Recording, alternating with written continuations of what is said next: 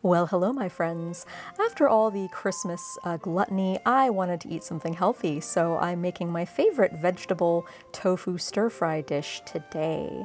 And to start with, you'll want everything that you see here. First, you just have a bunch of vegetables, and these are my favorite vegetables to use in this dish, but you can use different vegetables if you want. I have napa cabbage, the whites and the green parts separated, and I also have some snow peas. You want to make sure that you cut the little woody tips, the little stem parts off of your snow peas. These are king oyster mushrooms because I love king oyster mushrooms. Any mushroom will do. And then these are just carrots peeled and cut into matchsticks. And this is a bunch of tofu that I've cut into big cubes, and I have pressed it between a bunch of layers of paper towel. This is an important step because it draws the moisture out. We're going to pan fry this tofu and it'll crisp up nicely. You can also reuse the paper towels the next day after they've dried out. And here is the sauce. This is about a teaspoon of cornstarch. By the way, the exact amounts are in a written recipe in the video description below. And if that bowl looks a little bit dirty, it's because I made the same sauce in it last night when I made this for my husband. I'm just reusing the same bowl. But this is a little bit of water, about a tablespoon or two of water that I'm just using to incorporate the cornstarch at the start to make sure there's absolutely no lumps in it. It's just a lot easier to incorporate water into the cornstarch because you can see what's going on. Everything else in the sauce is dark, so it's harder to see. Speaking of dark things, oyster sauce. So this is actually a vegan recipe, and this is vegetarian oyster sauce, otherwise known as golden mushroom sauce, because my husband is deathly allergic to shellfish. This, however, is not vegan.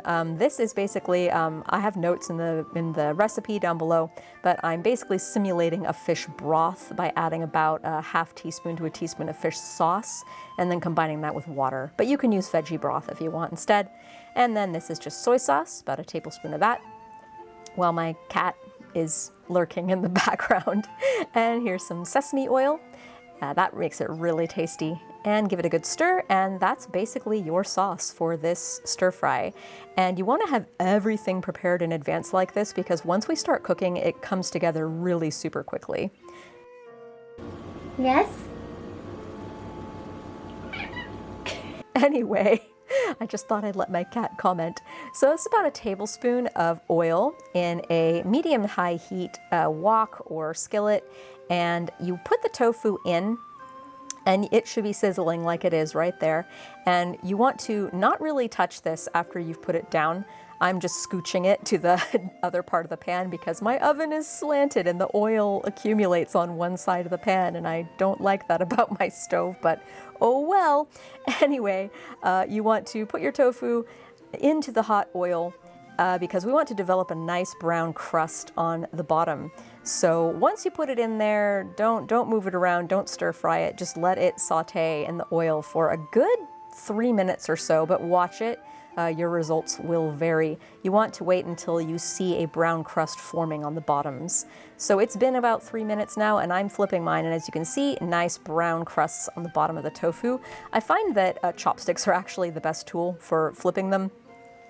I don't know, you just get a nice easy grip on it. The tofu is still a little bit delicate at this stage. So another reason why we're crisping up the tofu, besides it having a nice texture and tasting good and looking pretty, is because it will help the tofu hold its shape when we stir fry the entire dish later. If I did not do this step with the tofu would kind of disintegrate into like a bunch of little curds of tofu, which, I mean, that's not a bad thing if that's what you're going for, but that's not what I'm going for. I want nice big pieces of crispy tofu. So now I'm just going to crisp up the other side for about a minute. And that's me taking a hot kettle of water off the burner because I'm also making tea. This will come together in about 4 minutes, and that's about as long as I'm brewing my tea. So after the tofu has sauteed on the other side for 1 minute, I throw in my veggies that take longer to cook, which in this case are the carrots and the mushrooms and the white parts of the napa cabbage. And I'm just going to let them steam for like a minute or two. I'm not going to move the tofu. I'm just going to like make sure that the veggies all kind of have an equal cover in the skillet. You know, some of them are going to be getting a little contact with the oil, but for the most part, they're all just steaming above the tofu while the tofu's browning. And see how much they've wilted in just like the 2 minutes from steaming. And now that the tofu has had a chance to brown and the veggies have steamed a little bit in advance, I'm stir frying finally. I'm going to stir fry these veggies for about like a minute before I add the rest of the vegetables. That was more like 30 seconds. It really does go by quickly. That's the snow peas and then the top parts of the napa cabbage. So I didn't want the top parts of the napa cabbage to disintegrate too much, which is why I waited on them. And this is when you really stir fry it. Make sure it's all moving around. Do not overcook the snow peas. They really should only be in there for a minute or so. Otherwise they get mushy and gross. And so I'm gonna add my sauce. Give it a good stir before you pour it in because the cornstarch likes to settle at the bottom. And then if you're using vegetable broth, use vegetable broth, but I'm just using water that I've put into that bowl just to kind of clean it out a little bit. Again, I'm combining water with that bit of fish sauce and I'm sort of simulating a fish broth that way. But you can totally use just water or vegetable broth or chicken broth or fish broth if you actually have it. And add extra water as needed. You want the sauce to be like a nice gravy, but you don't want it to be too thick or too dry. So watch it as you stir it. The sauce will continue to thicken from the cornstarch. And just make sure it doesn't get too dry. If it's too wet, just try to make sure it's not too wet by not adding too much water in at the start. But if it gets too wet, just like boil it extra long and it should evaporate quickly enough, especially if you stir it.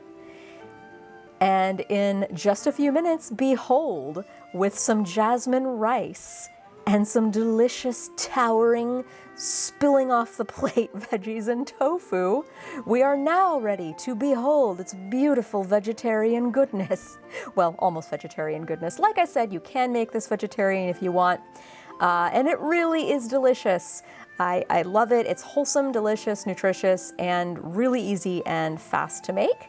And I got these vegetables, by the way, at my local Asian market, which I highly recommend you do if you give this a try.